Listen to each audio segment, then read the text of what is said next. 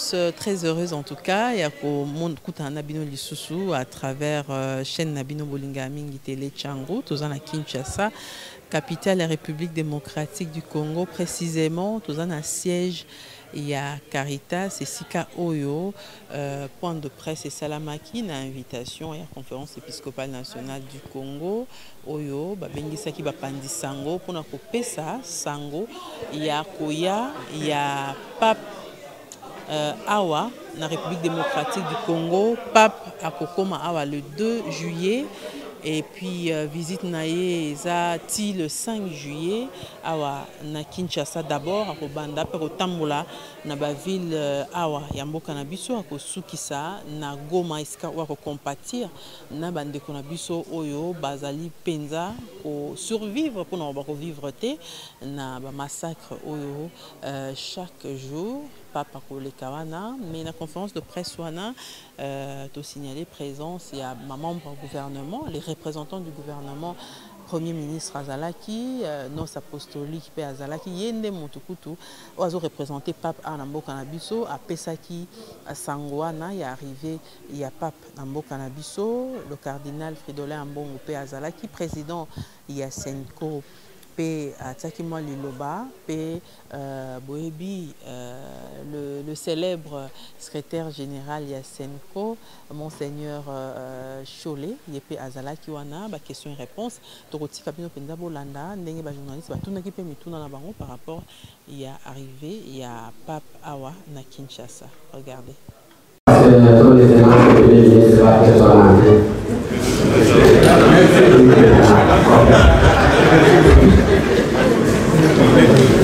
Nous avons levé pour la réunion d'abord.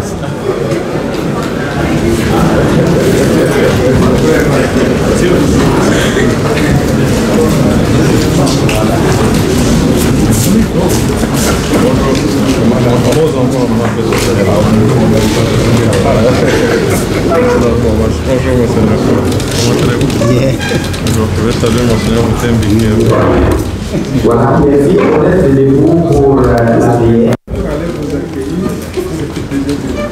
C'est trop rapide. Merci. Nous restons debout pour la prière et nous invitons son Excellence, le président de la CEMO, à nous conduire la prière. Au nom du Père, du Fils et du Saint-Esprit. Notre Père qui es aux cieux, que ton nom soit sanctifié, que ton règne vienne, que ta volonté soit faite sur la terre comme au ciel. Donne-nous aujourd'hui notre pain de ce jour.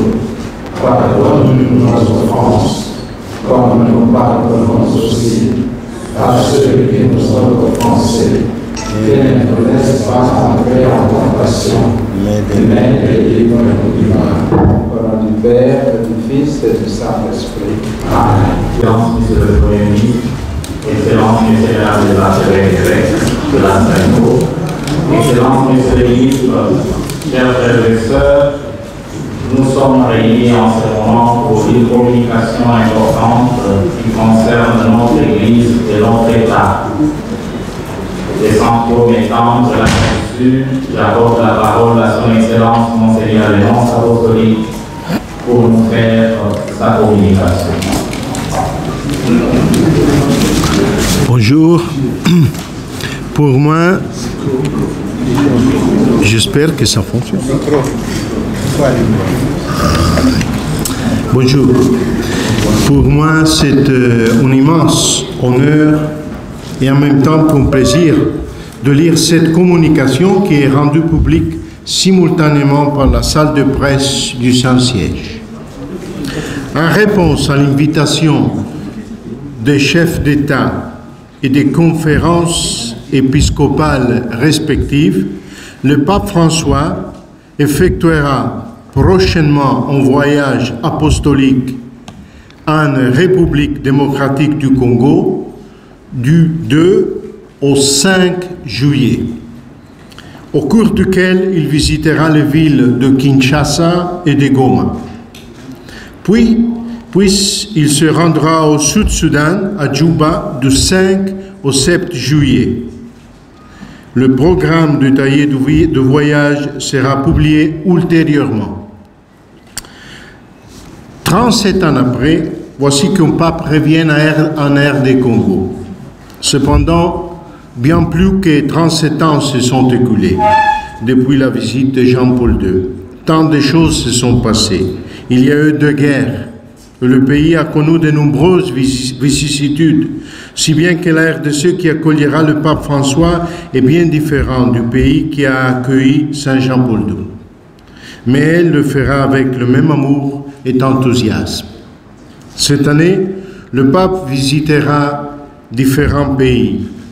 Toutefois, la RDC reste, en un certain sens, le pays synthèse de tous les principaux sujets sur lesquels le pape intervient durant son pontificat. François vient comme un pèlerin de Dieu. Il vient à la rencontre du peuple congolais tout entier. Et je voudrais que toutes et tous dans le pays se sentent visités par le pape.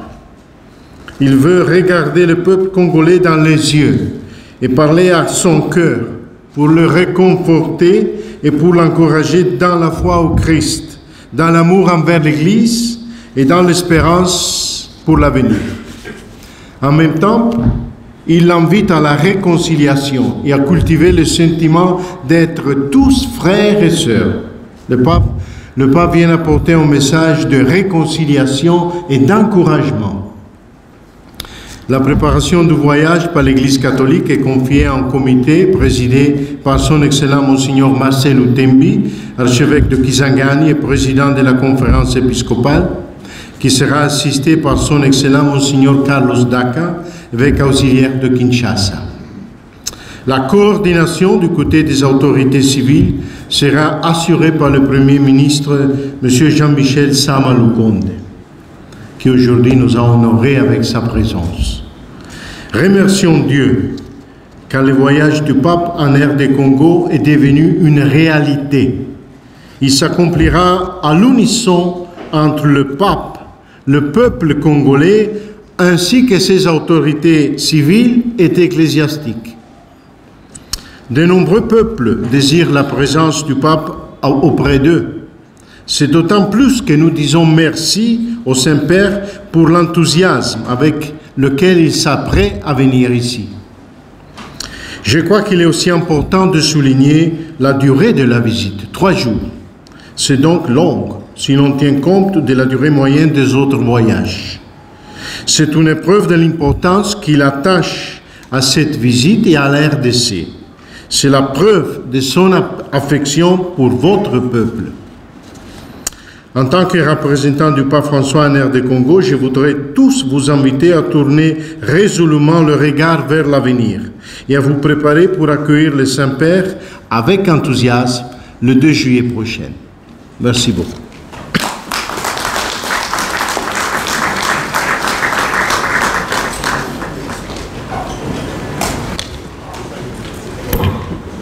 Présent, nous accordons la parole à son Excellence Monseigneur Marcel Utembi, président de la conférence épiscopale du Congo accueille avec grande joie l'annonce de la visite apostolique du pape François en République démocratique du Congo, notre pays, où il visitera les villes de Kinshasa et de Goma du 2 au 5 juillet 2022. Ce sera la 3e visite apostolique du Saint-Père chez nous, 37 ans après celle de 1980 et de 1985 par le pape Saint Jean-Paul II.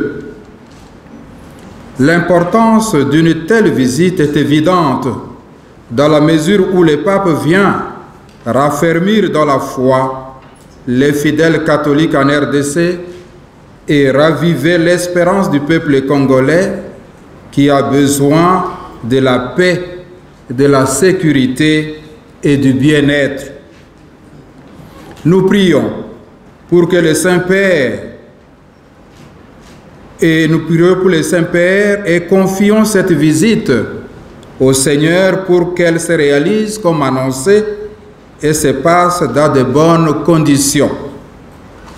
Nous invoquons la bienheureuse Vierge Marie, Notre-Dame du Congo et nos bienheureux Isidore Bakanja et Marie-Clémentine Anouarité pour qu'ils intercèdent afin que cette visite apostolique soit une bénédiction pour notre Église et pour notre peuple. Je vous remercie.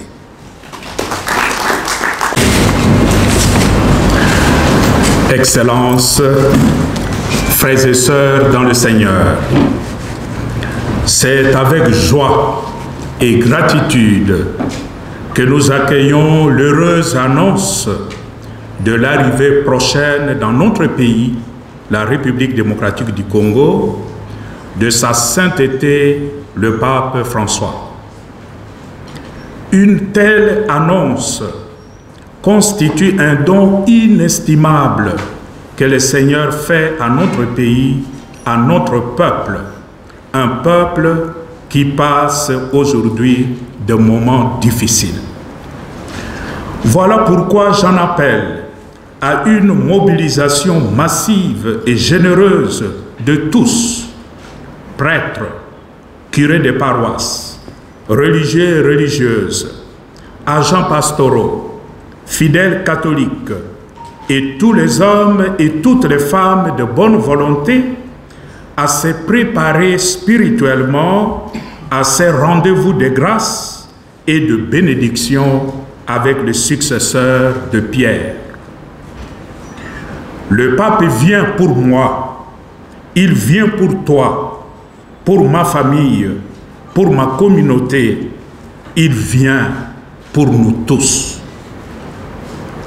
Que cette visite soit vraiment pour notre pays un moment de grande communion, un moment de réconciliation nationale, qu'elle soit pour nous tous une occasion de conversion véritable.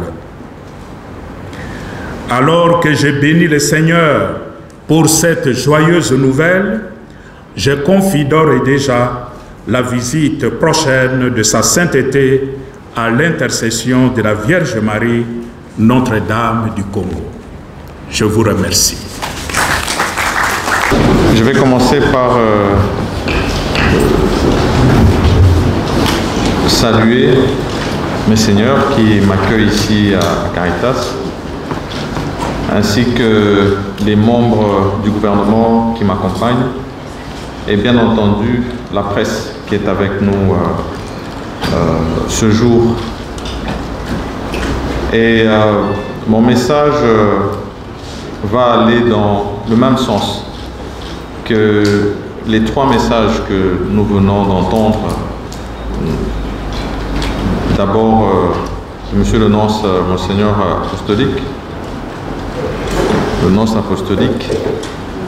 Nous avons ensuite suivi Monseigneur Boutembi pour finir cardinal. Et c'est un message de joie qu'ils ont transmis.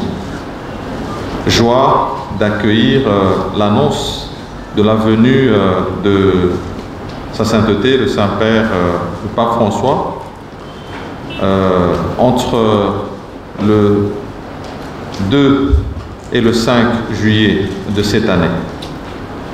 Je voudrais, à la suite de cette annonce qui a été faite, donner d'abord un mot de remerciement à Sa Sainteté le Pape d'avoir répondu positivement à une demande qui a été faite par son Excellence Monsieur le Président de la République, Félix Antoine Tshisekedi Tshilombo.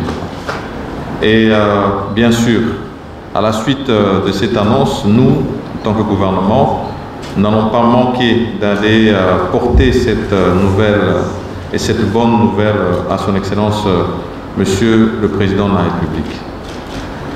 Ce message est annoncé ici en présence de tous les archevêques et évêques qui viennent de la République. Je pense que cela a tout son sens, parce que ça va permettre de le relayer d'abord à tous les fidèles catholiques, tel que cela a été annoncé, mais au-delà de l'Église, c'est une invitation officielle du pays qui a été faite. Et donc, une mobilisation doit se faire pour toutes les Congolaises et Congolais, pour cette visite qui va s'inscrire, comme cela a été dit, dans la réconciliation et la paix. Ensuite, ici, c'est important de noter que non seulement les prières vont être faites pour que cet événement puisse se dérouler en toute quiétude et tel que voulu dans le programme annoncé par Sa Sainteté le Pape. Mais nous voulons qu'au-delà de ça, toute la préparation qui doit entourer cette visite importante puisse se faire en toute collaboration. Vous avez vu, et je pense qu'ici, même si l'annonce est faite au niveau de la presse du Vatican, la presse officielle, nous accueillons cette nouvelle, Église et gouvernement, comme une nouvelle heureuse. Et donc, c'est l'Église, c'est le gouvernement, et c'est toute la population qui va s'atteler à cette préparation, au-delà des prières, pour qu'elle puisse se dérouler dans les meilleures conditions. Visite qui s'inscrit aussi dans l'axe diplomatique, dans le rapprochement bien sûr entre la République démocratique du Congo et le Vatican. 37 ans, c'est bien des années qui se sont écoulées et donc pour moi, je me sens honoré d'être présent en ce moment où cette annonce se fait de manière officielle. Il ne va plus bien sûr nous rester qu'à nous préparer pour que nous puissions accueillir cette hôte de marque qui sera avec nous en République démocratique du Congo du 2 au 5 juillet 2022. Je vous remercie.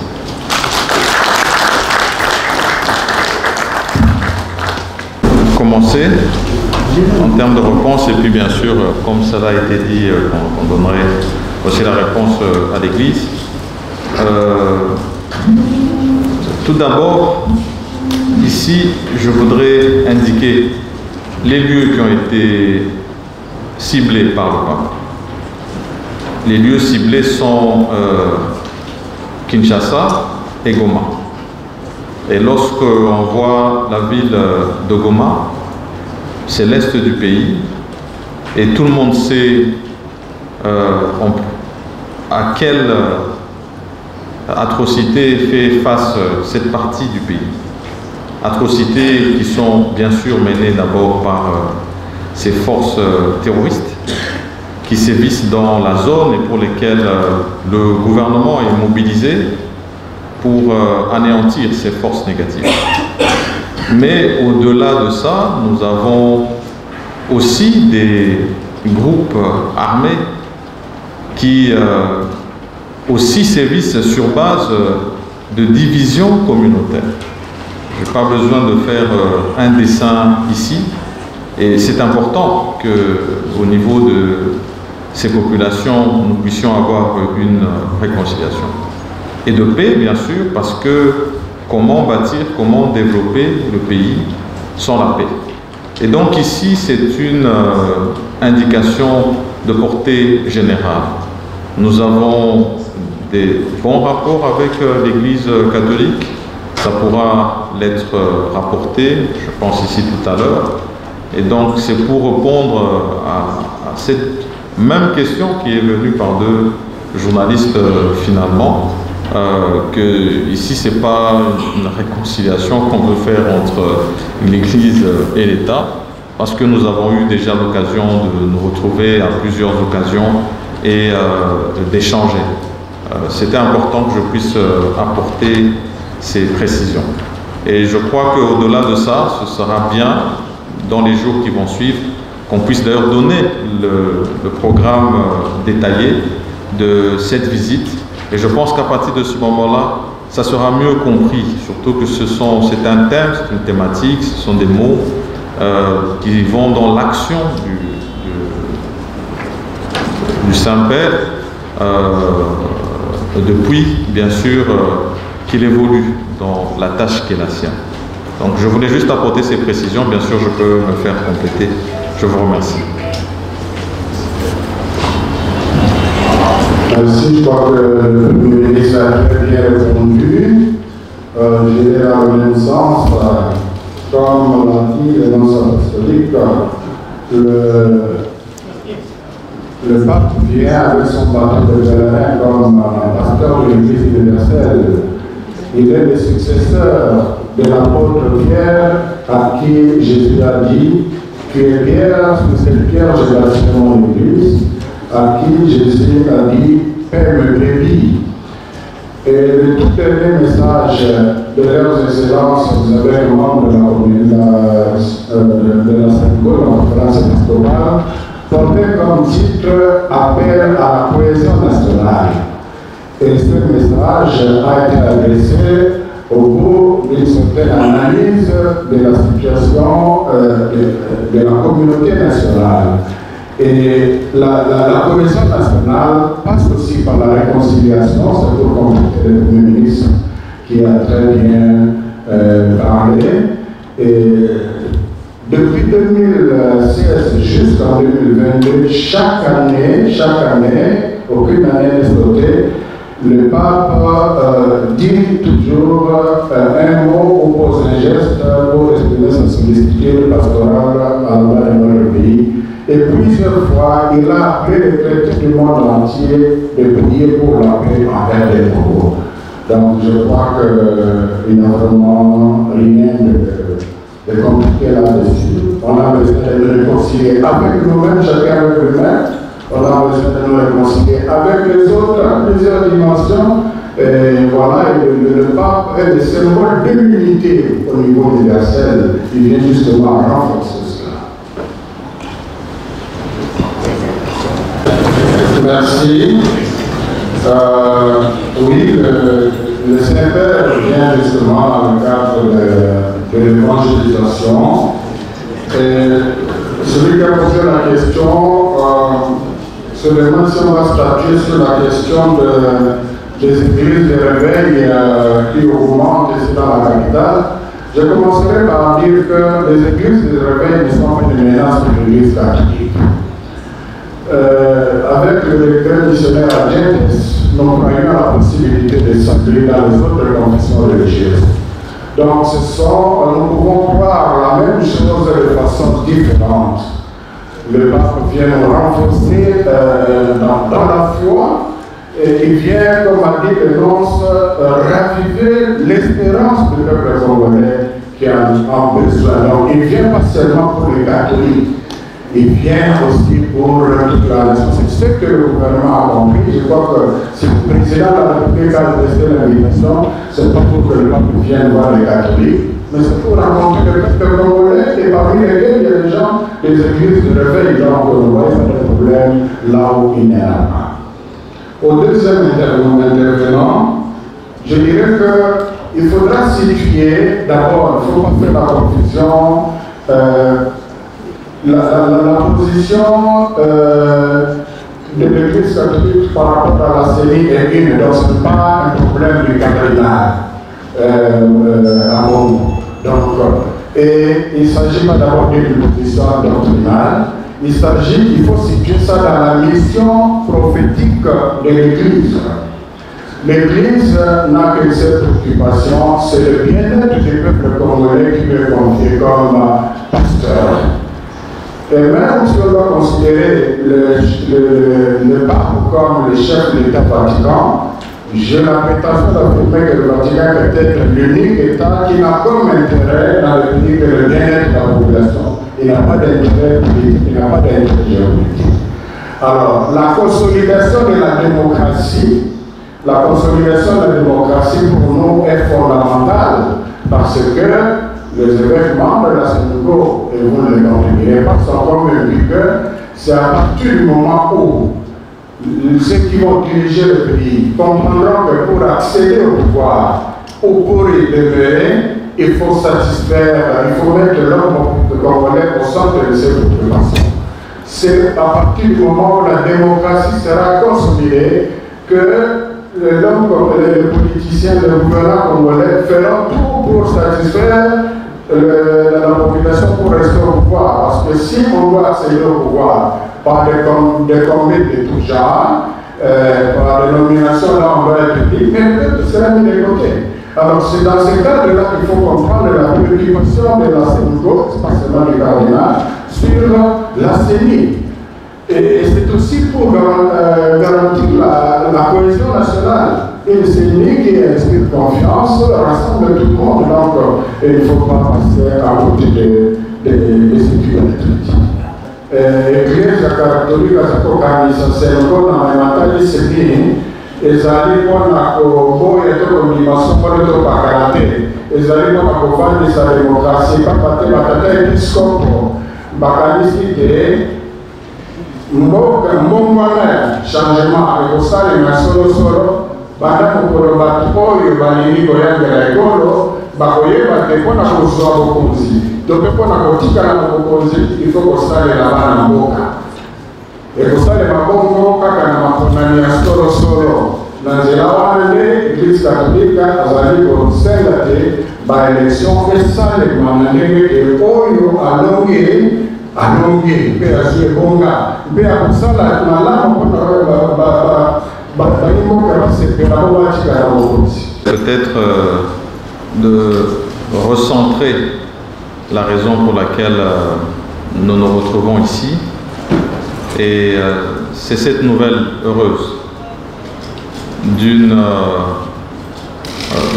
de cette invitation qui avait été adressée au Saint-Père, le pape François, par son Excellence Félix Antoine Tshisekedi Tshilombo. Réponse positive qui a été donnée et que nous accueillons avec joie, que nous allons relayer et où nous invitons toute la population à s'approprier de cette visite. En souhaitant la bienvenue, bien sûr, à sa sainteté le pape, ici en République démocratique du Congo, où le gouvernement et l'Église vont travailler, bien sûr, main dans la main, pour qu'on ait une bonne organisation de cette visite. Et nous espérons vraiment avoir l'adhésion de tous. Après, il peut y avoir autant de questions que je vais considérer comme étant des sous-questions, mais restons sur le principal, c'est ce message et ce message de joie que nous allons relayer. Je vous remercie. Une prière a été composée et distribuée. Nous allons nous lever pour la réciter ensemble déjà en vue de la visite annoncée du Saint-Père par François et à la fin, nous inviterons très respectueusement son éminence, le doyen cardinal Amour, les archevêques et les évêques, membres de la CENICO, son Excellence, Monsieur le Premier ministre, le ministre d'État et les ministres, ici présents, à une photo de famille de dehors. Au nom du Père et du Fils et du Saint-Esprit. Amen. Ensemble, prions. Seigneur, Père très bon, tu ne cesses de veiller sur nous et de nous combler de tes bienfaits. Nous te rendons grâce pour la prochaine visite du pape dans notre pays, la République du Congo. Que sa visite conséquence diocésaine et l'itinéraire synodal soit pour notre Église et notre pays un temps de grâce pour te glorifier et apprendre à vivre ensemble selon ta volonté, dans l'amour, la fraternité, la vérité et la réconciliation. Que cette visite soit aussi un temps de grâce pour réconforter les familles sinistrées par les calamités naturelles, les maladies et la misère. Un temps de grâce pour consoler les personnes éprouvées par les multiples situations d'insécurité récurrentes, surtout à l'est de notre pays. Un temps de grâce pour consolider l'unité, la paix et la cohésion nationale. Fais, Seigneur, que nous renoncions au péché et à tous les maux qui nuisent à l'avenir de notre pays.